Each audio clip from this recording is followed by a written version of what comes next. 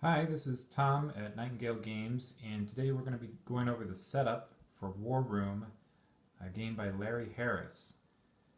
And it's going to be on Kickstarter until December 8th of 2017.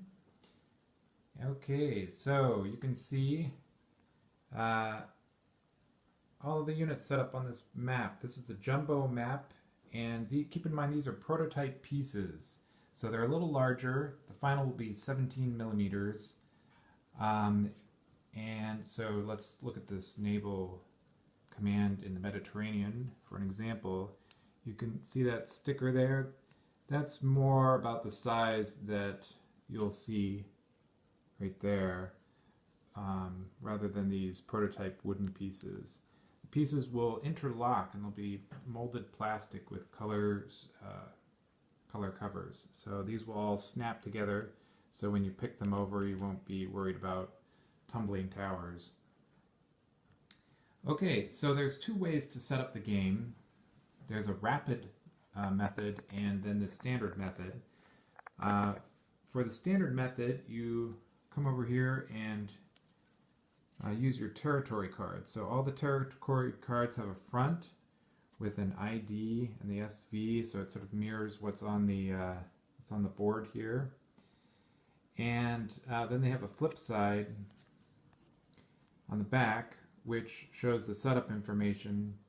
And during the game, you also flip it to the back side if they're embattled, and you'll get reduced resources. You can see it has 1 oil and 2 OSR as opposed to 2 oil and 2 OSRs. But anyway, back to the setup. You can see it points to where it is with an arrow, where Bulgaria is, and then it says what units should go there.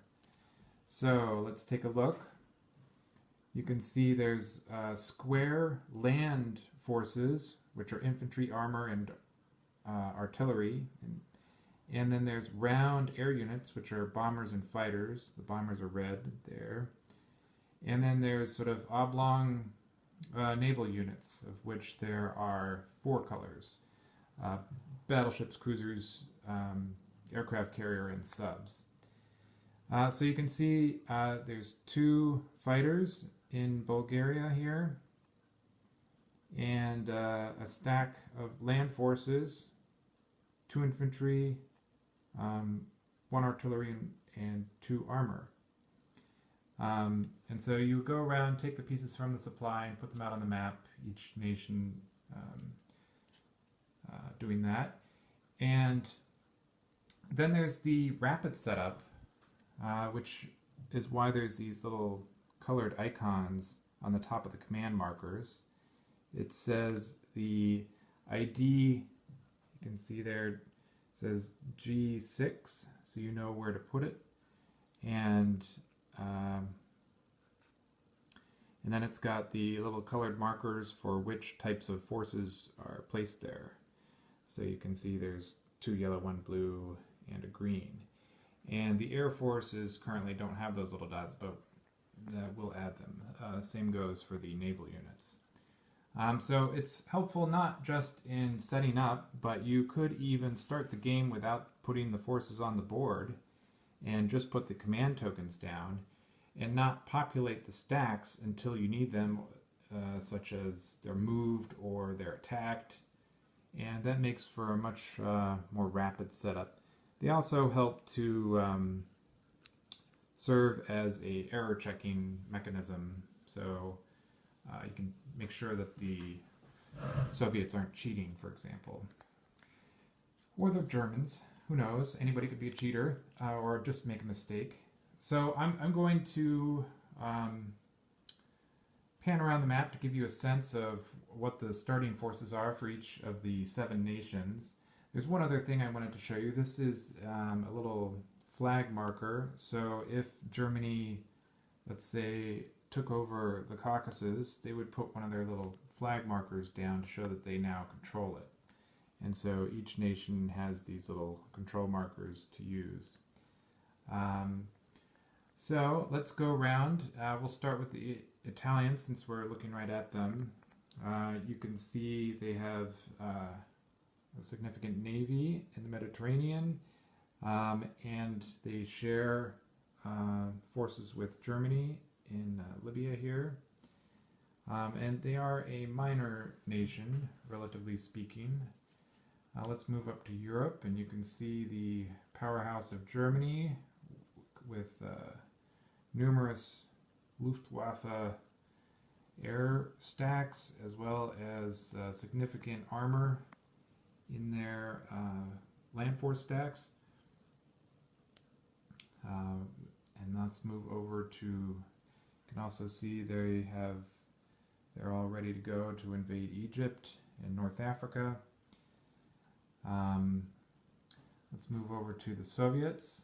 You can see they have a spread out industry. They're also up against the front line. They have a few more infantry as opposed to armor. And they even have a few forces over in the Far East here. We're looking at China now.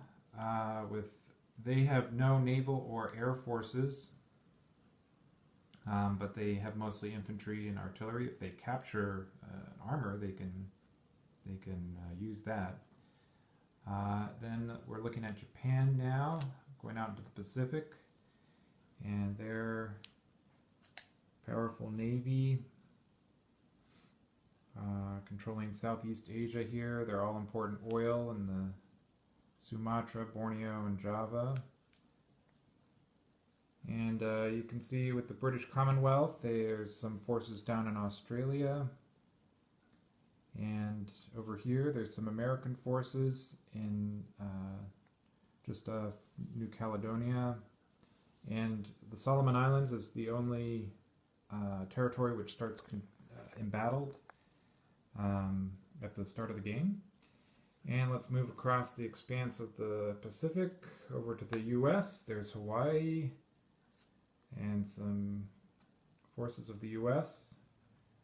Quite powerful. You can see their numerous industry. And now we're in the Atlantic. Here's the top of South America. The British have some forces in Canada too. And there's some wolf packs there in the Atlantic, some German wolf packs. And we're looking at Great Britain now. There's some US forces start there too. And then we're back to Europe here, looking at that. So I'm just going to zoom out a little bit so you can see the whole setup from a distance. There's even some British Commonwealth forces in South Africa. And there you go. That's the setup. And we'll do our best to choose colors that will aid the colorblind. Alright, thanks for watching. Until next time. Bye.